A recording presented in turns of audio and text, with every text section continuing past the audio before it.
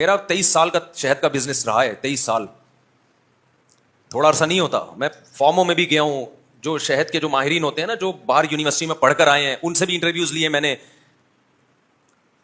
شہد میں ایک اور بات ہے, جو دیسی خالص شہد ہوگا نا, اس کا ہر دفعہ رنگ بھی چینج ہوگا, تھوڑا سا ٹیسٹ بھی چینج ہوگا, اور کبھی پتلا ہوگا, کبھی تھوڑا گاڑھا ہوگا, کیونکہ مکھی آپ کے مشورے سے شہد نہیں نکالتی ہے. اس پہ گرمی, سردی, خزاں, بہار, کس قسم کے پھولوں کا رس وہ چوس رہی ہے, کون سی خوراکیں اس کو مل رہی ہیں, ہر دفعہ اس کا فرق ہوگا. خالص شہد کبھی بھی کوئی نہیں خریدتا پاکستان میں, یہ آپ کو بتا دوں. ہم نے بھی بزنس کی ہے نا. خالص چیز پاکستان میں کبھی بھی کوئی آپ سے نہیں خریدے گا. میں خالص شہد لیتا تھا, خالص شہد تھا, وہ جم جاتا تھا خود ہی رکھے رکھے. اس کے خالص ہونے کی کچھ شہد ایسے ہوتے ہیں کہ وہ فریج میں رکھے بغیر بھی جمتے ہیں. لوگ نہیں خریدتے تھے, نکلی ہے. اور جو لوگ کیا کرتے تھے, ان کو پانی میں کین رکھ کے, پلاسٹک کا کین رکھ کے اچھی طرح سے بوائل کر کے اس کا بیڑا غرق کرتے ہیں نا, اس کے بعد وہ جمتا نہیں ہے, لیکن اس کے منرل ضائع ہو جاتے ہیں. وہ دنا دن مارکیٹ میں بکتا ہے, کیونکہ لوگوں کے دماغ میں کسی نے کھوپڑی میں ڈال دیا کہ شہد جمتا نہیں ہے. اتنی تحقیق کی فرصت نہیں ملتی کہ جا کے یہ تحقیق کر لو کیا یہ سچ ہے یا جھوٹ ہے. بھائی خالص شہد تو بعض دفعہ چھتے سے جمع ہوا اترتا ہے. تحقیق کا میں معیار بتا رہا ہوں آپ. کسی بزرگ نے دماغ میں یہ بات ڈال دی ہے ان کے کہ خالص شہد جمتا نہیں ہے. تو اب کیا ہوتا ہے کہ جو شہد آتے ہیں نا کمپنیوں کے, وہ کیا کرتے ہیں, اس کو اچھی طرح بوائل کرتے ہیں.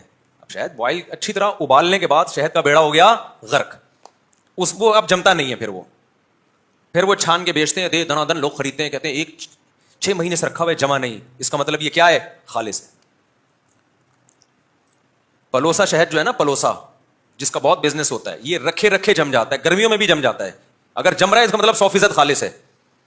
لیکن آج کل نہیں جم رہا کیونکہ خالص نہیں ہے. اور جس کا جم رہا ہے لوگ خرید نہیں رہے, جس کا نہیں جم رہا لوگ کیا کر رہے ہیں, بولو, خرید رہے ہیں. میں نے کئی تاجروں سے بولا تم لوگوں کو دھوکہ کیوں دیتے ہو؟ انہوں نے کہا یہ قوم اس قابل ہے کہ اس کو دبا کے دھوکہ دیا جائے, کیونکہ خالص چیز یہ خریدتی نہیں ہے.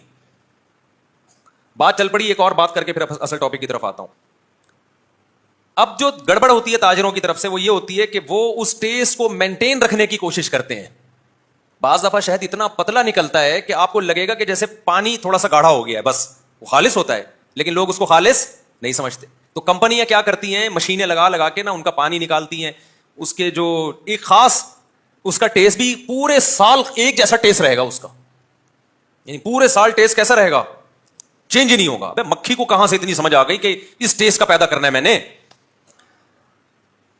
تو وہ عجیب عجیب چیزیں, گلوکوز والے شہد پی رہے ہوتے ہیں, کہتے ہیں خالص. شہد کا ذائقے سے کبھی پتہ نہیں چلتا کہ یہ خالص شہد ہے. بعض دفعہ اصلی شہد کا ذائقہ اچھا نہیں ہوتا, ہیک ہوتی ہے اس میں, ایک اسمیل ہوتی ہے. اور 2 نمبر شہد ایسا کہ انگلیاں چاٹتے رہ جاؤ آپ, لوگ کہتے ہیں یہ ہے خالص. تو پاکستان میں ایمانداری کے ساتھ بزنس جو کر رہا ہے نا, اس سے بڑا بیوقوف دنیا میں کوئی بھی نہیں ہے. کیونکہ پیسہ تو ملے گا نہیں, تعریف بھی نہیں ہوگی, لوگ اس کو 2 نمبر سمجھیں گے. تو اس سے بہتر ہے لعنت بھیجو. کیا خیال ہے؟ پاکستان میں آپ اگر 1 نمبری کے ساتھ بزنس کر رہے ہیں تو پیسہ تو ملے گا بھی نہیں, لیکن انسان کہتے ہیں چلو عزت تو ہوگی نا, لوگ بولیں گے 1 نمبر ہے, وہ بھی نہیں ہوگی, لوگ بولیں گے 2 نمبر چیز بیچ رہا ہے. سمجھ رہے ہیں؟ اور جو 2 نمبر چیز بیچ رہا ہے, لوگ پیسہ بھی ملے گا اور عزت بھی ملے گی. اس کے اور بہت ساری میرے پاس مثالیں, لیکن یہ آج کا ٹاپک پھر رہ جائے گا ہمارا, جو میں ٹاپک لے کے چل رہا ہوں. یہ کبھی آپ چھاؤں میں الگ سے ملیں گے تو میں آپ کو بتاؤں گا کاروباری دنیا میں کیا کیا ٹوپیاں کرائی جا رہی ہیں. اور وہ تاجر مجبور ہے, کہہ رہے یہ خود کہتے ہیں ہمیں ٹوپی پہناؤ گے تو ہم خریدیں گے, ہمیں خالص چیز دو گے تو ہم نہیں خریدیں گے. کیونکہ ان کے دماغ میں گھسا دیا کسی نے کہ شہد جمتا نہیں ہے, کتا نہیں چاٹتا شہد کو, پتہ نہیں کیا کیا خالص شہد کی یوٹیوب پہ علامتیں پڑی ہوئی ہیں, وہ نہیں بنے گی یوں, دھار نہیں ٹوٹے گی. فضول قسم کی باتیں, دھار نہیں ٹوٹے گی اس کی. جو چیز گاڑھی ہوتی ہے اس کی دھار نہیں ٹوٹتی, جو پتلا شہد ہوگا اس کی دھار ٹوٹے گی. یہ گوروں میں نہیں ہے, یہ فضول چیزیں ہیں. وہاں تو لوگ جمے ہوئے شہد دکان سے خرید رہے ہوتے ہیں, ان کے پاس تھوڑا شعور ہے, وہ ڈاکٹروں سے پوچھ لیتے ہیں, شہد کے ماہرین سے پوچھ لیتے ہیں. ہمارے یہاں ماہرین ہی نہیں ہے, جو یوٹیوب پہ جو منجن بیچنا چاہے بیچتا ہے. کوئی نہیں لا رہا ہے, کوئی وہ لا رہا ہے, ایسے ایسے پھینکوں, میں نام لے کے بتا سکتا ہوں کون کون بڑی بڑی پھینک رہا ہے. آپ کہہ سکتے ہو آپ کو کیا پتا. بھائی جو ایکسپرٹ ہے نا, ماہرین ہیں, ان سے میں رابطہ کر کے پوچھتا ہوں, وہ بتاتے ہیں یہ کیا کیا فالٹ کر رہا ہے. خیر, تو نہ مذہب کے معاملے میں ہماری کوئی تحقیق ہوتی ہے بھائی, اور نہ دنیاوی چیزوں میں ہماری کوئی تحقیق ہوتی ہے. دیسی گھی خوشبو دیکھ کے, دیسی, ابے اس میں بھی کیا کیا کیمیکل ڈالے جا رہے ہیں, ایسی خوشبوئیں بھڑکتی ہیں نا دیسی گھی میں. آپ کو جو اصلی گھی ہے وہ اصلی لگے گا, جو نقلی ہے وہ کیا لگے گا, پیکنگ پہ مرتے ہیں. میں اصل بات یہ کر رہا تھا, بس یہ دیکھتے ہیں یہ والا زیتون کی پیکنگ کتنی خوبصورت ہے, یہ شاپر میں ہے ٹھیک ہے نا, تو یہ اچھا ہے, وہ والا کیا ہے, وہ 2 نمبر ہے. میں ایک دفعہ زیتون خریدنے گیا تھا, زیتون کا بھی میں نے بزنس کیا ہے. تو وہ دکاندار جڑیے بازار میں نا, اس نے کہا کہ یہ دیکھ رہے نا یہ جو بڑی بوتل ایسی جیسے کوئی بوتل پہ ہی بلٹو ہو جائے آدمی, یہ سستا والا زیتون ہے لیکن یہ مہنگا ہے ٹھیک ہے, کیونکہ اس کی بوتل کیا ہے, ایسی انگلش اسٹائل کی بوتل ہے کہ بل کھاتی ہوئی کمر اس بوتل کی, بوتل کی کمر کیا ہے, بل کھاتی ہوئی. بوتل پہ لوگ لٹو ہو رہے ہیں, اور جو اوریجنل تھا وہ سادہ کین میں پڑا ہوا تھا, وہ سستا تھا. انہوں نے کہا لوگ پیکنگ پہ لوگ مر رہے ہیں تو اس کو اچھا سمجھتے ہیں, بتاؤ نا تو بھی نہیں لوگ سمجھ رہے ہوتے, کہتے ہیں یہ ٹھیک ہے. تو جو کام ہم کر رہے ہیں نا, تاجر لوگ عوام کو بیوقوف بنانے کے لیے کہ پیکنگ پہ زور دے رہے ہیں, تو شیطان بھی کیا کرتا ہے, پیکنگ اچھی بنا کے برائی کو بڑی خوبصورت پیکنگ میں پیش کرتا ہے. شیطان نے نوح علیہ السلام کی قوم کے اندر جو برائی آئی, شرک, اس کی پیکنگ کو بڑا اچھا کر دیا. شیطان نے کہا یہ بزرگ لوگ ہیں, دیکھو اللہ والوں سے محبت کرنی چاہیے کہ نہیں کرنی چاہیے. سب نے بولا بالکل شیطان بھائی آپ بالکل ٹھیک کہہ رہے ہو, دل کی آواز تھی نا, بالکل صحیح, محبت کرنی چاہیے. اس نے کہا تم نے ان بزرگوں کی محبت میں تمہیں پتلے بنانے چاہیے.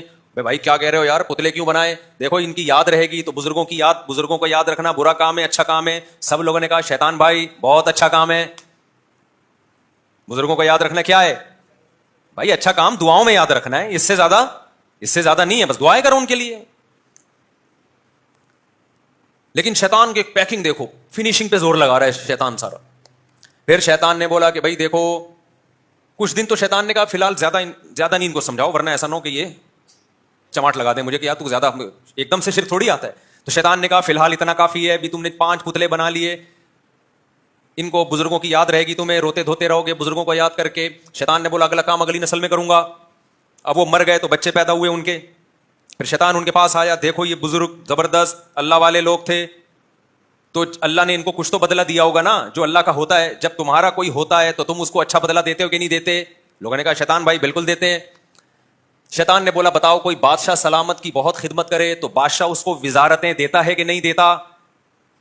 وزارت دیتا ہے نا بادشاہ یہ تھوڑی ہوتا ہے کہ 2 سموسے اس کو کھلا دے 5 روپے پکڑا دے. یہ بادشاہوں کے کام نہیں, بادشاہ پوری وزارتیں بانٹتے ہیں کہ چل بھائی تجھے میں نے پانی کا وزیر بنا دیا, تجھے میں نے بجلی کا وزیر بنا دیا, تجھے میں نے تعلیم کا وزیر بنا دیا, تجھے میں نے حج کا وزیر بنا دیا, نوٹ چھاپ اب تو دبا کے.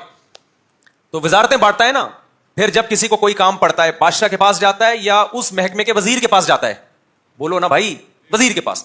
تو شیطان نے اگلی نسل میں یہ سمجھایا کہ دیکھو یہ بڑے بڑے بزرگ تھے, اللہ کے بڑے بڑے نیک بندے تھے, یہ تمہارے بڑے بڑے بزرگ تھے, تو اللہ نے خوش ہو کے کچھ کام تو ان کو اختیارات دیے ہوں گے نا. اللہ بھی تو بادشاہ ہے, وہ اولاد بھی دے سکتا ہے, وہ رزق بھی دے سکتا ہے. تو دیکھو ایک وزارت اللہ نے اس کو دی ہوئی ہے, یہ جو ہے نا ود سوا یغوث یعوق نصر, اس کو اولاد دینے کا کام اللہ نے دیا ہوا ہے. اللہ خود بھی اولاد دے سکتا ہے لیکن بزرگوں کے ذریعے بھی دلواتا ہے.